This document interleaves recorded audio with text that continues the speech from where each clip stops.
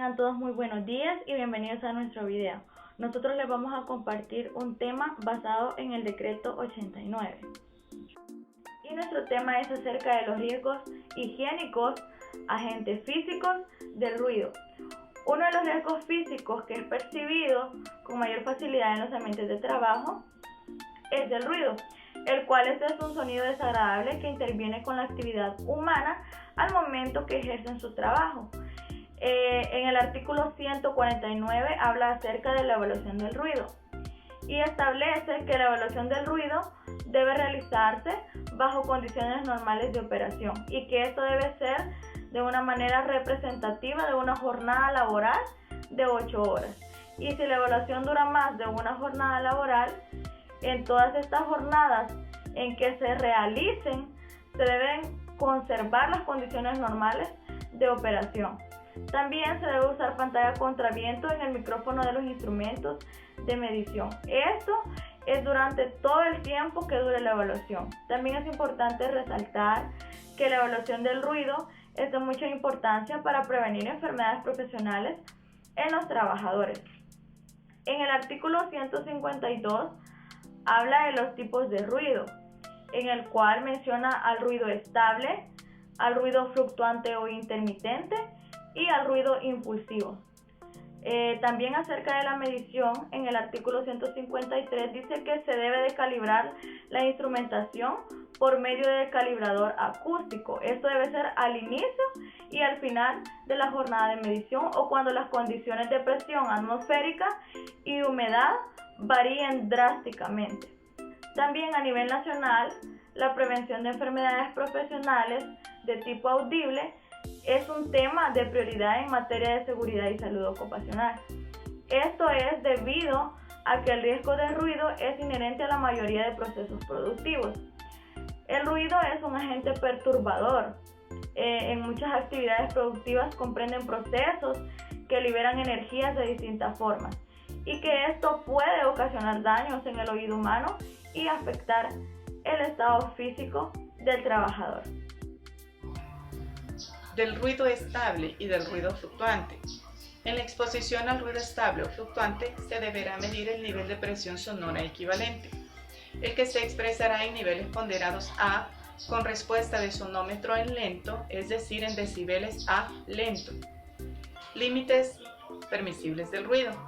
La exposición ocupacional ruido estable o ruido fluctuante deberá ser controlada de modo que para una jornada de 8 horas diarias ningún trabajador podrá ser expuesto a un nivel de presión sonora continua equivalente o superior a 85 decibeles A, medidos en la posición del oído del trabajador a una distancia no mayor de 30 centímetros de su zona auditiva. Límites de tolerancia. Los límites de tolerancia máximos de niveles de presión sonora continua equivalentes admitidos en los lugares de trabajo sin el empleo de dispositivos personales tales como tapones, auriculares, etc., han sido calculados con una tasa de intercambio de 3 decibeles A, tomando como base 85 decibeles A para una jornada de 8 horas y quedan establecidos en la siguiente tabla. Exposición a distintos niveles de ruido. Cuando la exposición diaria al ruido se compone de 2 o más periodos con niveles distintos de presión sonora continua equivalente, deberá considerarse el efecto combinado de aquellos periodos con niveles iguales o superiores a 80 decibeles A lento.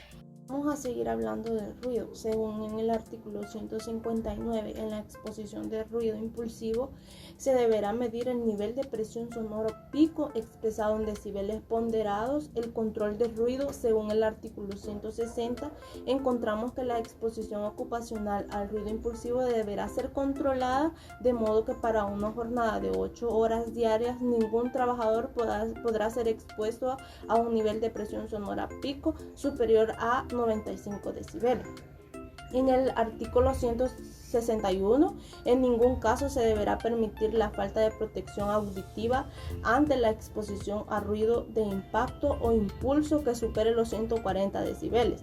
Bueno, al hablar del orden de medidas de protección contra el ruido, según el artículo 162, este artículo nos menciona que cuando la presión sonora supere los niveles máximos permisibles, se reducirá la exposición de los trabajadores mediante las siguientes maneras. Como primero encontramos que actuando sobre las fuentes de emisión de la siguiente manera. Como A, aislando la fuente de emisión mediante la ubicación de la maquinaria o los procesos ruidosos fuera o lejos del área normal de trabajo.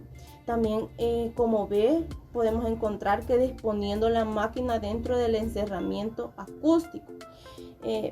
Siguiendo un programa de mantenimiento adecuada para la conservación en perfecto estado del funcionamiento de las partes móviles o la sustitución de las máquinas o modificación de los procesos por otros menos ruidosos. Y cuando actuamos sobre el medio para atenuar la propagación, se hace de la siguiente manera: aislando los puestos de trabajo situados en el ambiente ruidoso, también recubriendo según los casos suelos, paredes y techos con materiales insonorizantes y como última también interviniendo pantallas o barreras acústicas. Equipo de protección auditivo. Los equipos de protección auditivo son todos aquellos dispositivos que sirven para reducir el nivel de presión acústico en los conductos auditivos. Esto, ¿verdad?, con el fin de no producir un daño al individuo que esté expuesto a un ruido que le pueda ocasionar un daño. Los tipos de protección auditivo son los tapones, los auriculares de protección y los tapones con arco.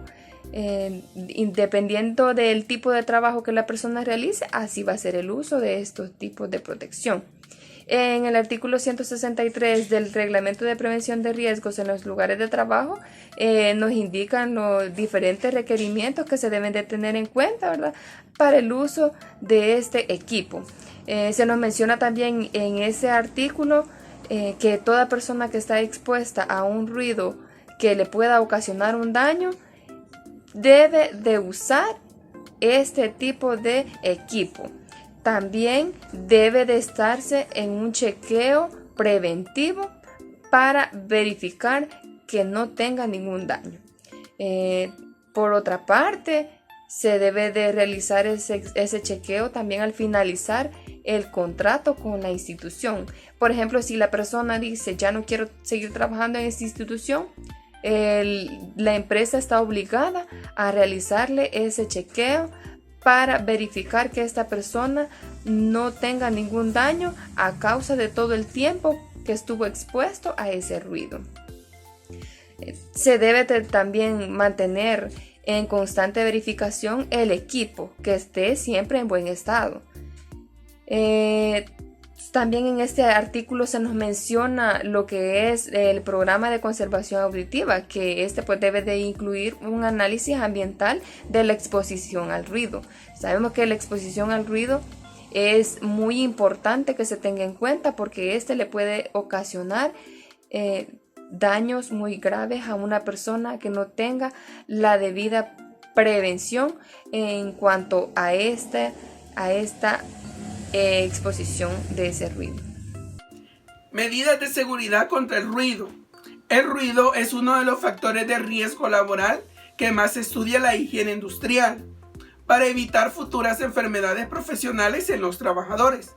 Según el artículo número 165 del decreto 89, nos dicen algunos requisitos a cumplir por el empleador en el ambiente de trabajo, entre los cuales están: primero, los ruidos se evitarán o reducirán en lo posible en su foco de origen. También se menciona que el anclaje de máquinas y aparatos que produzcan ruido se realizará con la técnica más eficaz.